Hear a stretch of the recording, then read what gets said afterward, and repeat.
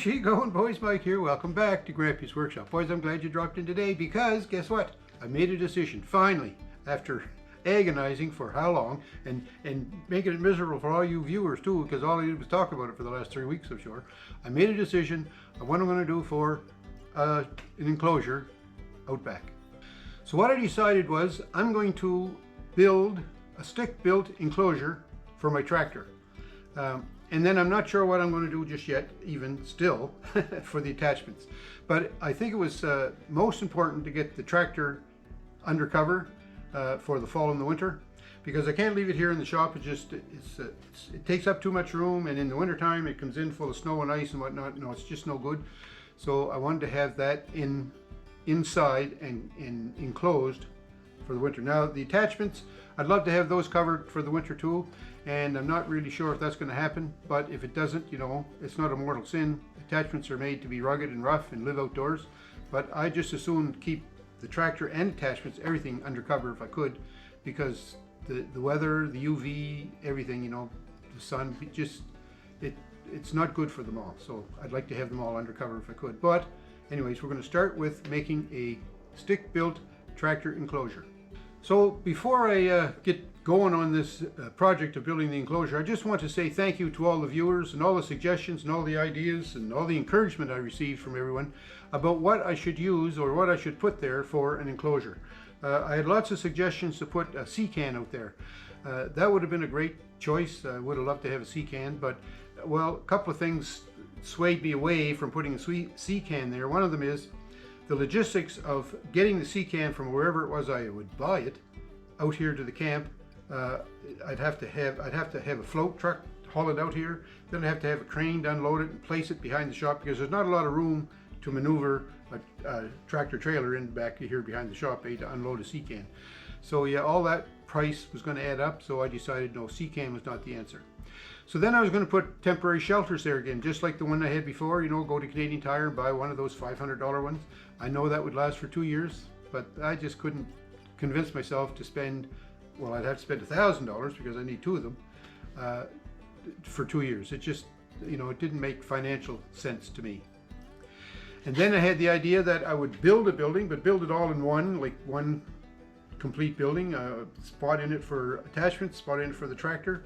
But when I was looking at the pad and trying to level it and add gravel and whatnot to make it level, it was just going to take too much gravel on the lower part of the pad to make it come up to grade with the part where the attachment shelter was, which is right here behind the shop. It's going to take like maybe a foot or more of gravel. And I don't know about you, but what I find is when you put gravel down, unless you're able to compact it really, really well, it'll settle over time. And the deeper it is, the more it'll settle. So I had these visions of I'd build this building out there, and then next spring it would be, you know, the crooked little house that the crooked man made. So I decided that I wouldn't build a combination attachment and tractor shelter together as one unit. So then I said, well, let's put another good temporary shelter there with heavy duty material in it, right? So I did a lot of research on tarps, heavy duty tarps. I tell you what, when I went on the Shelter Logic site, it's hard to find out from the Shelter Logic site the difference in materials from their different models. I assumed that the more expensive the tent, the more heavy the material would be, but I couldn't find any proof of that. So I didn't want to do that, right? So then I found this other company. It's called CoverTech. It's in New Brunswick, Canada. I really wanted to go there and do business with them because it's a maritime company and it's a Canadian company. It's local. That would have been nice. And I was just going to buy a cover for them to put on the existing frames for shelters that I have, because my frames are still good. But that was going to cost around between $200 and $2,500, you know. So nah, I said for that amount of money, I may as well get the whole shelter. So I priced one of those for a 10 by 20 shelter with a nice round top, and the advertisement they had for it, they had an ATV parked on top of the shelter. So you know, that kind of gave me the impression that this is good heavy duty stuff. The frame is heavy duty, the covering, the skin is heavy duty, and plus they're guaranteed for 15 years against UV damage or ripping or tearing or rotting or anything like that. So I thought, yeah, this is the answer. So I wrote them and asked them for a price on a 10 by 20 shelter, and it was like $3,900 or something like that. So I said, well, boys, I'd love to do business with you, but I just can't afford that, sorry. So I was reduced back down to I'm going to go make a building, going to build it. I drew up some plans for just a tractor shelter, and it's not going to be an elaborate building, that's for sure, but the bill for that came into around $2,500. I'll be totally frank and honest and transparent about all that. It was about $2,500, taxes in, delivered here on site. So that's what I decided to go with, $2,500 to build a tractor shelter. I don't know what I'm going to do for attachment shelter just yet, but anyway, you know, I wanted to get the tractor under cover first, so I figured that was more important than anything else. So that's why I finally made a decision, pulled the trigger, and we're going to put a stick-built enclosure out behind the shop here so I can house my tractor. My Massey Ferguson GC 2300 awesome tractor. So I'm going to put this stick-built enclosure out there, and then you've seen my videos about preparing the pad, you know, grading it off, adding some gravel, you know, laying out where it might go, where it might not go, and things like that. I finally kind of settled on where it's going to be located, and it turns out all that prep work was not in vain, because the area where I'm going to put the temporary, or the tractor enclosure, I mean, was pretty level, actually, pretty level. I surprised myself.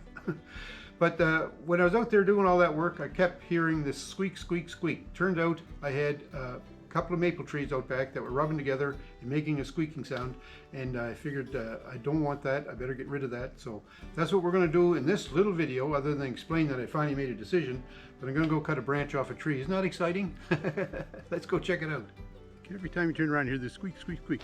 Well, I tracked it down to, there's a cluster of maples growing right here. I don't want to cut those down because they're maple trees, and I tapped them. But there's one, I don't know, well, you'll see it there because I'm going to go work at it.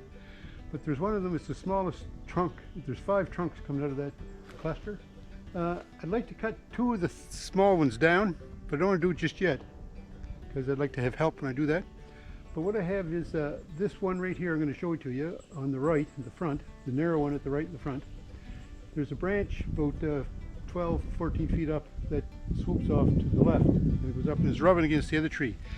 And that's what's making the squeak. And it's also damaging the bark on the big trunk, and if the bark gets damaged too bad, that may hinder the growth of the tree and the production of sap, and I don't want to do that.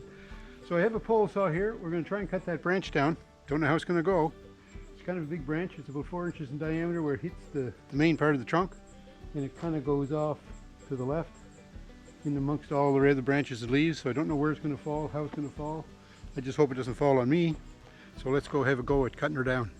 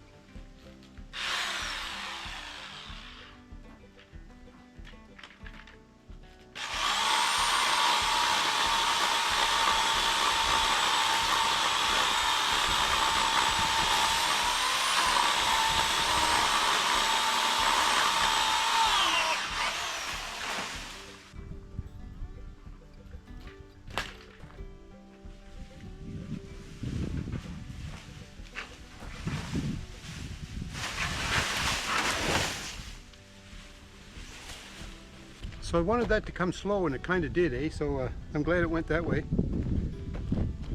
Now I have to clean up the mess. It's always that part, eh?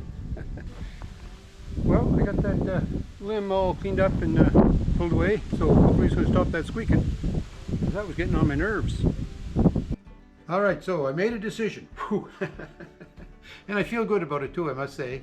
But I made my decision. I cut a branch down.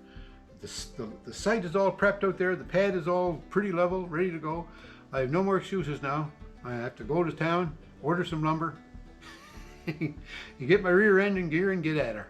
thanks for watching, folks. I sure hope you're having a great week wherever you are, and I hope you're making some decisions and getting something done around your place, because I'm telling you, I wasted half of July trying to decide what I'm going to do here, and there's not much summer left.